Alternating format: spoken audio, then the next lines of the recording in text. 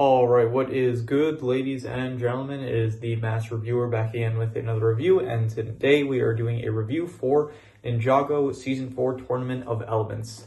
I'm not gonna lie, I pulled an all-nighter. I did not sleep, and in that time I managed to finish also binging Season 4. I think actually in the time that I've been awake since before last time I slept, I think I recorded a total of at least 5 videos, so I'm actually on a roll right now. And I am updating my schedule a bit where I am doing like daily uploads now, you probably have seen, but I think I am also, I found a kind of a method to go about also doing sometimes double uploads per day. So that should be good for the channel and just getting out more content. So, but yeah, anyway, we are doing a review for Ninjago Season 4 Tournament of Elements. And so let's just begin, starting off with the intro, which I'm not going to give a score to, but I will mention because I like mentioning the intros for Ninjago. And the intro for Tournament of Elements is another banger. I would say that, honestly, it's probably the best one so far. It is very much in the style of the whole, like, jungle setting of the Tournament of Elements, and it feels the actual soundtrack of it, like they got the whole tournament kind of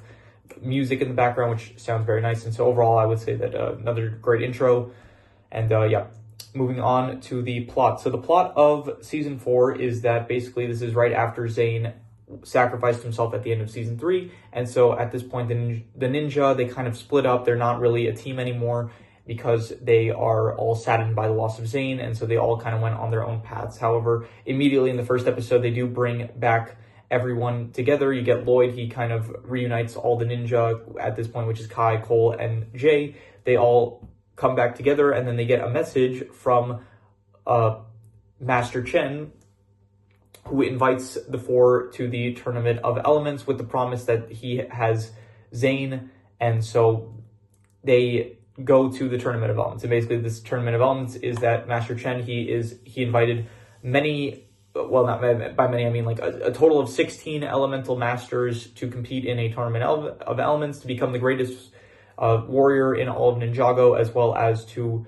receive fortune, a lifetime supply of Chen's noodles, as well as the Staff of Elements, which he only reveals later on. Later on, he reveals that he is stealing everyone's powers when they lose, and the winner will receive the Staff of Elements and get all the elements of the previous losers of the tournament. So, yeah, and so the season is basically, most of it focuses on the tournament itself, where you have a lot of, I wouldn't say a lot, to be honest. They do kind of, there's a total of, I think, 4 matches in total. Like, there's the first one where everyone's hunting the Jade Blade. There is the second one, which is like a 3-part match. Okay, okay, that's disingenuous. Not to say that there's not a lot of battles. There are a decent amount of battles. You do have the one where everyone's going for the Jade Blade. A lot of like 1v1 battles between, you have one with Jay versus Cole. That was good. You had Ash versus Kai. You had Bolobo versus Neuro. You had Griffin versus Gravis. You had Jacob versus Skylar. And then I think after that one, there was also Lloyd versus, what's her name?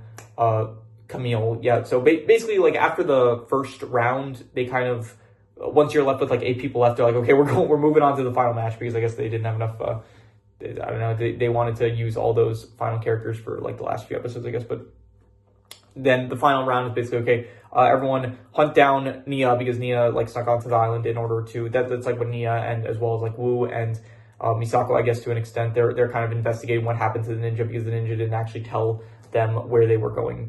Garmadon, he found out from the context clues what was going on, so he ended up going along. Garmadon being the student of Master Chen, so yeah, which honestly makes you wonder how old Chen is at this point. If I wonder how old he would be technically if Garmadon, like, he's pretty old by now, and Garmadon's older than Wu.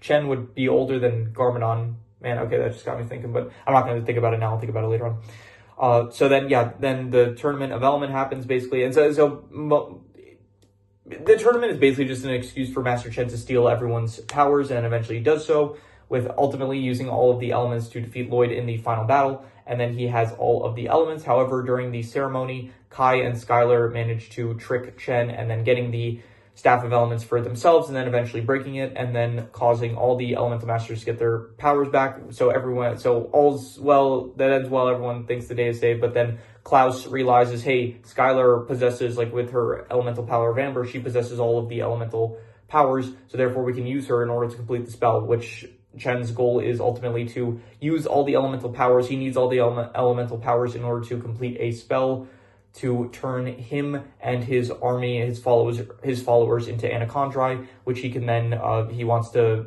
basically, standard thing of like rule all of Ninjago, be the strongest that and can't be defeated in Anachondri form. So yeah, that is what happens, and so he eventually manages to complete the spell, gets off the island, goes to Ninjago City, and creates a plan basically to get the ninja as well as all the elemental masters like all spread out in order for him and his forces to launch like some sort of siege in order to take over most of Ninjago. Before this happens, by the way, he also captures Pythor.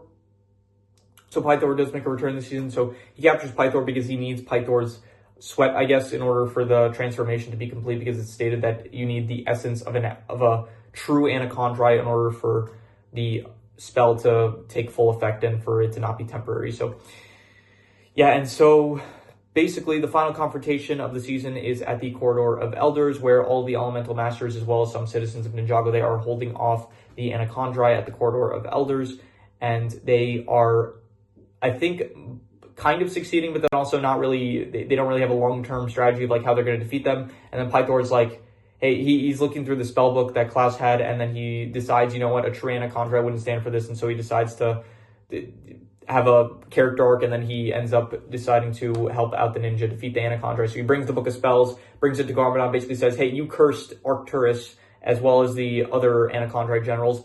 And so if they mentioned that back in season 3, which is another example of something I like when they're like bringing back elements from previous seasons, which they do a decent amount in this season, which I can appreciate a lot.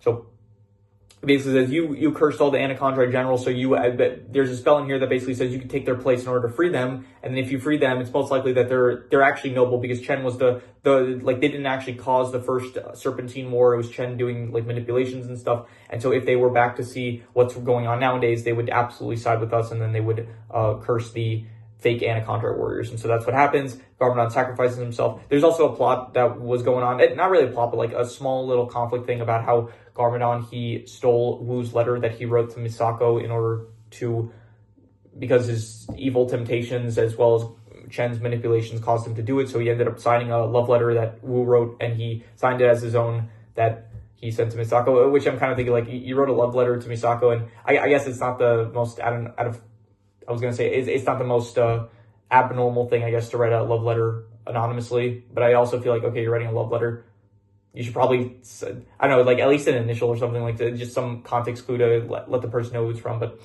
anyway, so yeah, anyway, so Garmadon ends up sacrificing himself, and then the days say basically the Anachondri general, they do end up cursing Chen's army, and so yeah, the days saved. And then there is a teaser at the end, like in the very final second of the episode, basically, where you do see Moro leave the cursed realm. And I remember watching as a kid. I was like, whoa, that is I was like so blown away from that teaser, I guess, like at the end of the episode. I was like, whoa, I was like talking about it with my friends after school, like, dude, that was sick. They're gonna have that, like, that's gonna be the villain of the next season. That was sick. And so yeah. Anyway, overall, the plot of the season, I liked it. I would say that the plot was I would say between pretty good and very good, and I would probably give it I'll give it a 7.5. I'll say that the plot was very good. I liked it. I think it worked. And yeah.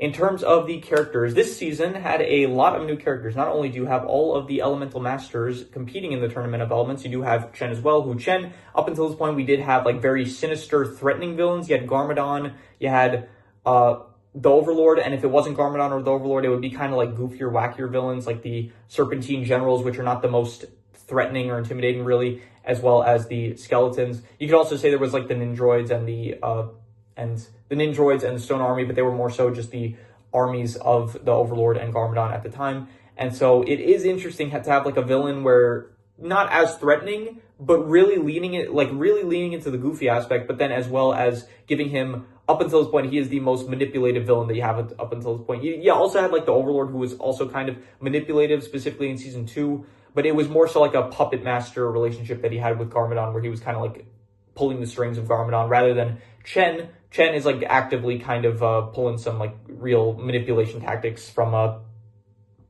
I was gonna say straight out of Death Note, but I don't really think that comparison is that great. But yeah, definitely it is interesting to have a different type of villain up in that. So I did appreciate Chen; he was a good villain.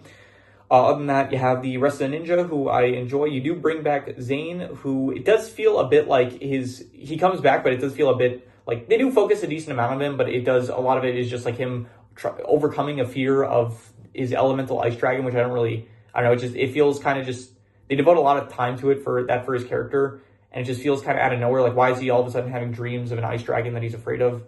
And for this to be like his return, it's good, it's like good and stuff, but it does feel like a bit, I don't know, like part of it is that it also undercuts the whole sacrifice that he did at the end of season 3. Not really this as much, because they did kind of tease like immediately at the end, at the final episode of season 3, like Zane sacrifices himself, and then legit like 2 or 3 minutes later, it does show that like, no, he's actually going to come back. So I'm not going to say like it's completely undercut, because we did kind of see it coming that he was going to come back, but it does feel like his character is just not as prominent as it feels like maybe they should have spent a bit more time. Maybe like Jay, specifically like Jay, Cole ends up seeing him again. It's like, okay, there was kind of a moment there, but then Jay, he ends up seeing Zane, like I guess they are on the island with the context of knowing, okay, Zane is alive somewhere here, but then Jay finally sees Zane after basically last time he saw him was basically Zane sacrificing himself, and then Jay is like, whoa, Zane, you're back, dude, or something like that. So it was probably a shitty impression, but it didn't feel as impactful as maybe it should have been.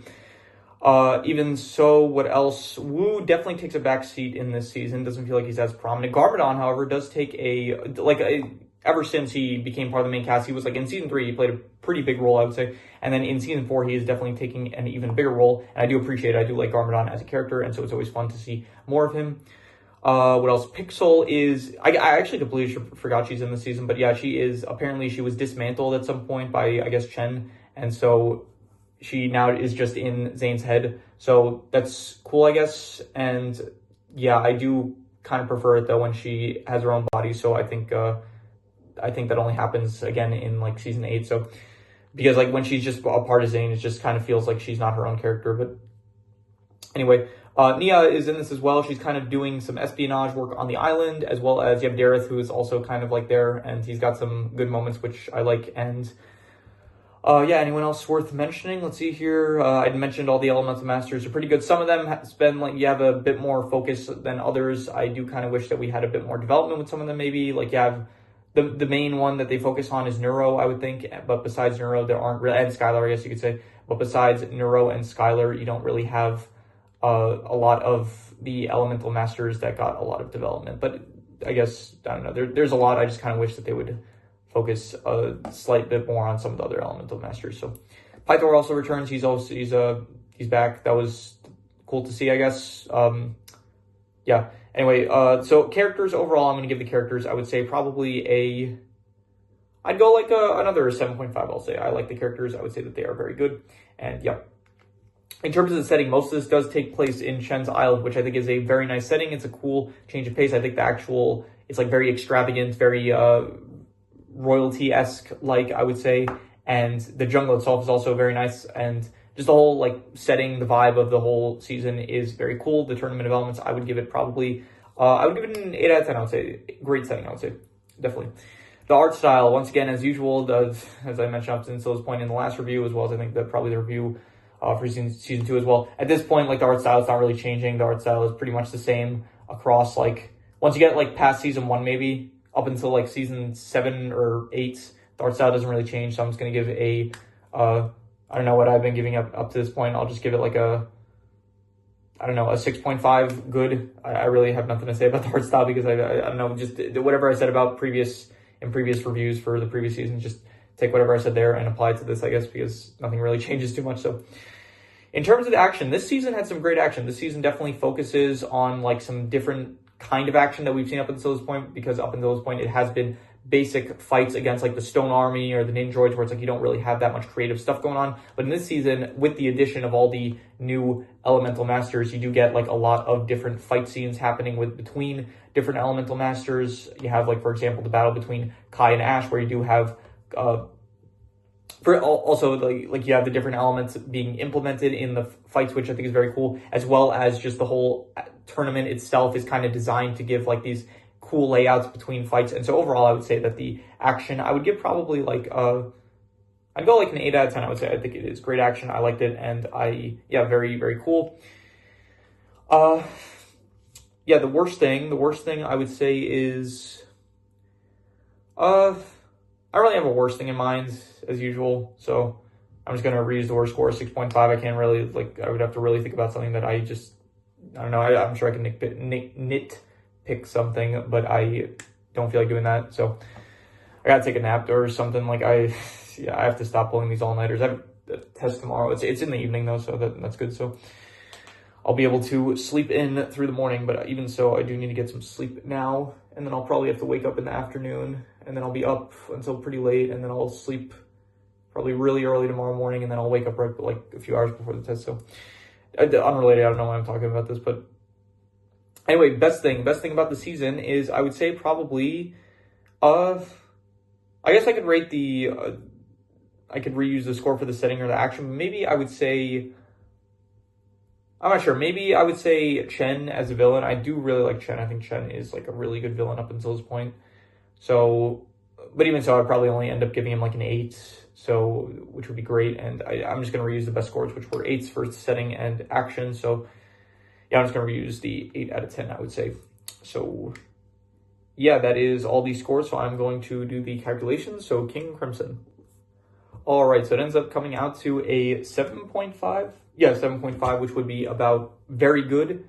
And I would give it higher than that, honestly. I would give it probably, I would say, about at the very least, an 8 out of 10. And I'm going to give it an 8 out of 10. I'm not going to go too far. I'm not going to give it amazing, but I will say an 8 out of 10. I think it is great. And I think this is probably like really, I've been saying up until this point, like, yeah, like it's starting to ramp up. Honestly, I'm excited for next season, season 5. That's a really good one. Season 6 is one of my favorites, like in the entire franchise. Season 7 as well. So these, like, I think like, I said this before, like the prime of Ninjago, it's like from season 2 until I would say like maybe season 7, season 8. But then it's like, it's like, I would say like really like, it peaks around season like 6 or 7, something like that. I'm not doing the joke. Anyway,